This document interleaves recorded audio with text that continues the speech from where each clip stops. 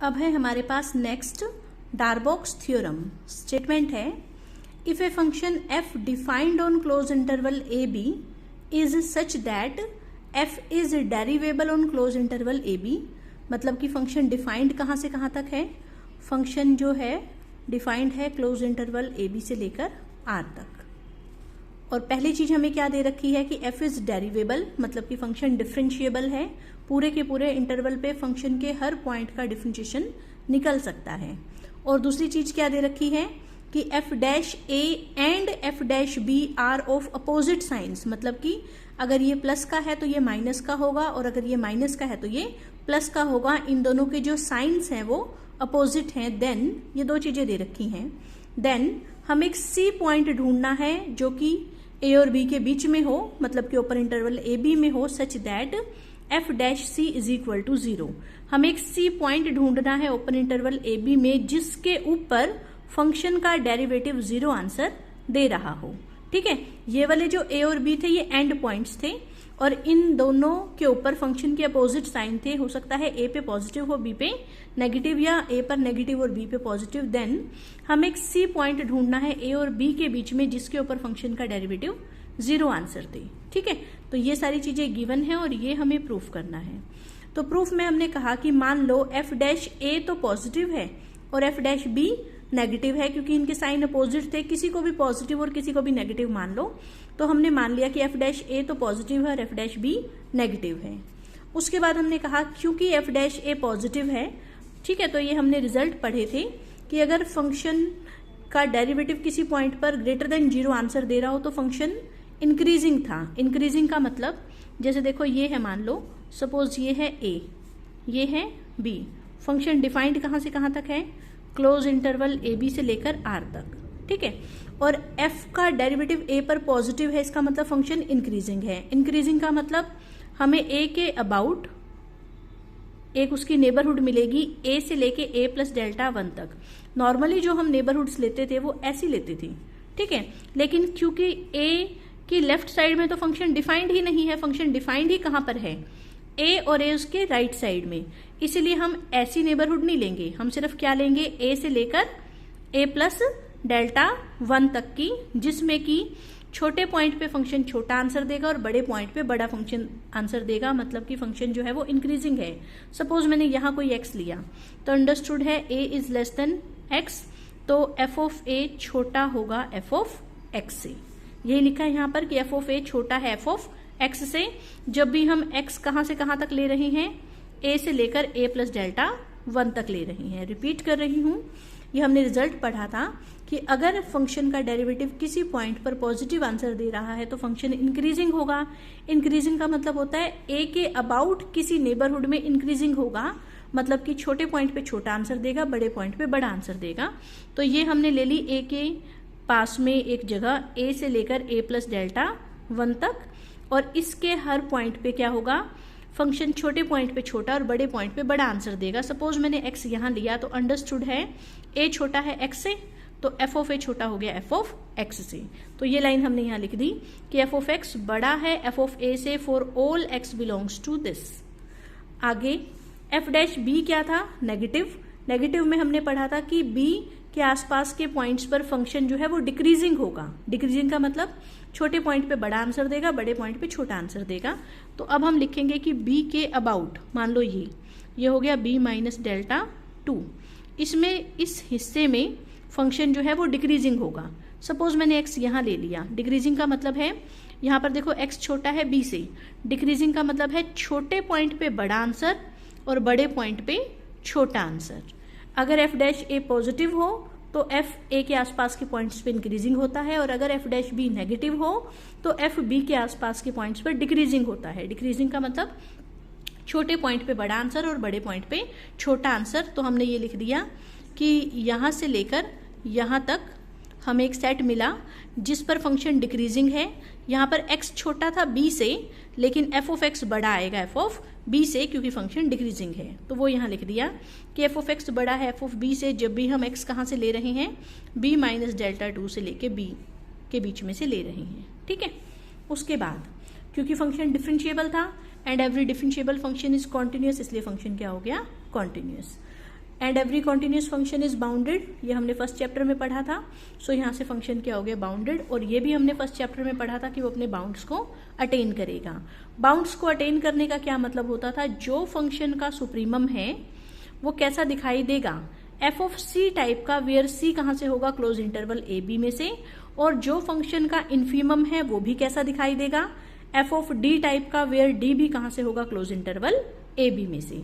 ठीक है, ये होता है अटेन इट्स बाउंड का मतलब कि जो फंक्शन के सुप्रीमम और इन्फीमम आएंगे वो किस तरीके के दिखाई देंगे, F of C F of D type के दिखाई देंगे, वेयर सी और डी कहाँ से होंगे, क्लोज इंटरवल ए बी में से।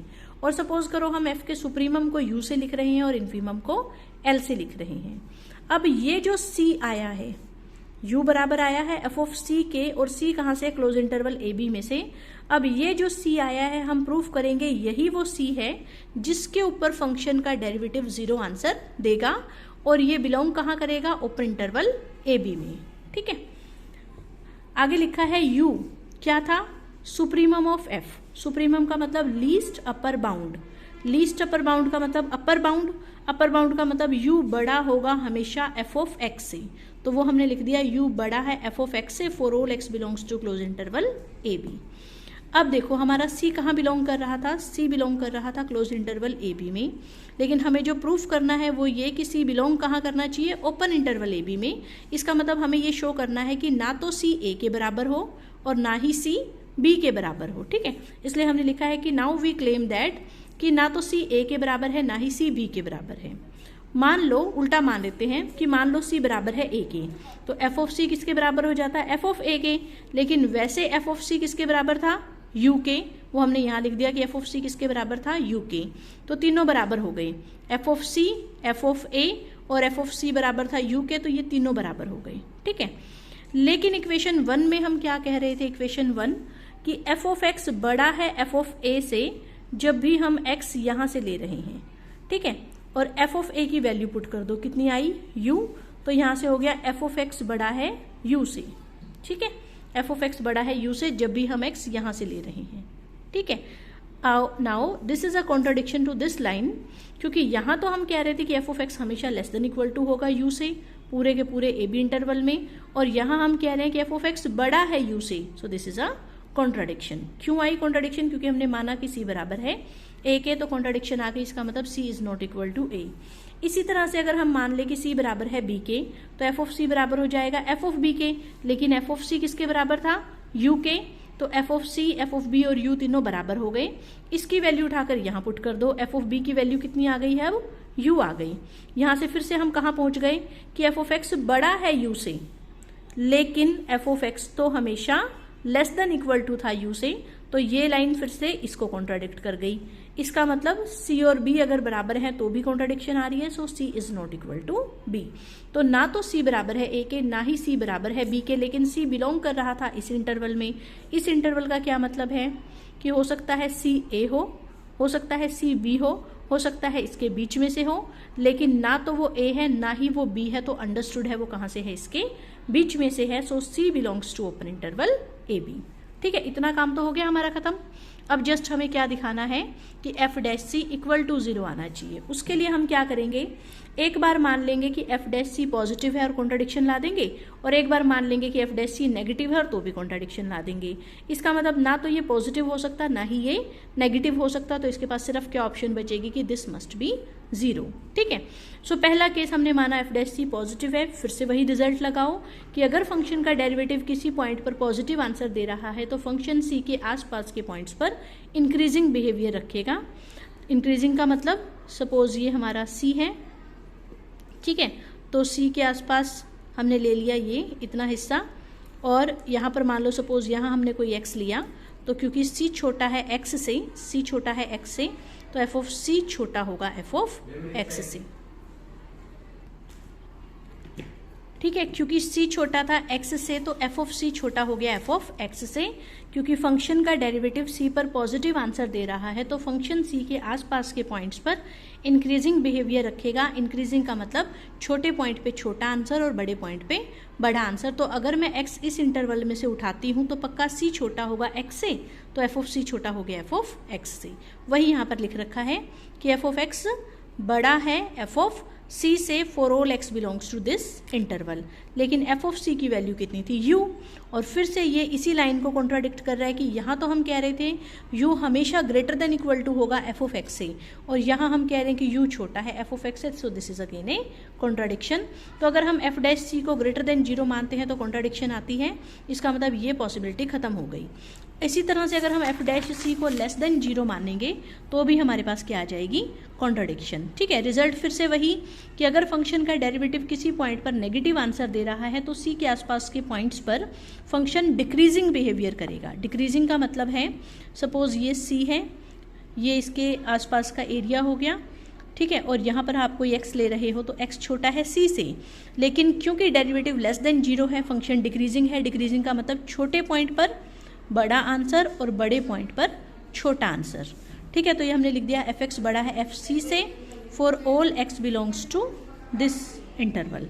लेकिन एफ ऑफ सी तो यू था, और ये फिर से इक्वेशन 5 को कॉन्ट्राडिक्ट कर रहा है, क्योंकि इक्वेशन 5 में क्या था कि एफ ऑफ एक्स हमेशा लेस देन इक्वल टू था यू से, और अब हम कह रहे हैं एफ ऑफ एक्स बड़ा है यू से, so this is a contradiction. इसका मतलब ना तो एफ डैश सी पॉजिटिव हो सकता और ना ही एफ डैश सी नेगेटिव हो सकता, so f dash c must be 0। ठीक, तो हमारी दोनों चीज़ें प्रूफ हो गई कि ये भी कि सी बिलोंग करता है ओपन इंटरवल ए बी में, और ये भी कि एफ डैश सी कितना आ रहा है 0। इसी थ्योरम की ये दूसरी स्टेटमेंट भी आ सकती है कि सपोज एफ एक फंक्शन है, इस इंटरवल पर डिफाइंड है और डेरिवेबल है, एंड इन दोनों की प्रोडक्ट नेगेटिव है। दो नंबर्स की प्रोडक्ट नेगेटिव कब आती है, जब एक पॉजिटिव और एक नेगेटिव हो। तो वही बात हो गई कि इन दोनों के साइन जो है वो अपोजिट हैं, देन हमें एक सी मिलेगा ए और बी के बीच में, जिसके ऊपर फंक्शन का डेरिवेटिव 0 आंसर दे रहा है।